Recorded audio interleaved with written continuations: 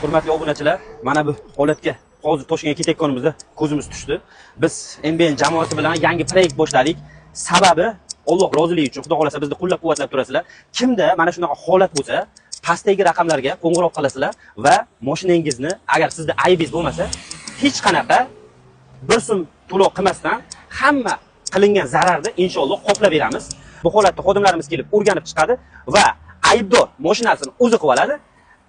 Jabrlanuvchiga biz hech qanaqa to'lov qildirmasdan yetkazilgan zararni to'liqlicha qoplab beramiz. Bu ikkinchi mashinamiz.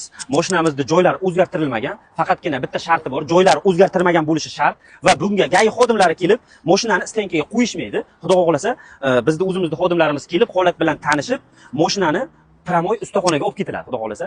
Inshaalloh, endi bizning taxminimiz bo'yicha hozir bu mashinada ayb yo'q.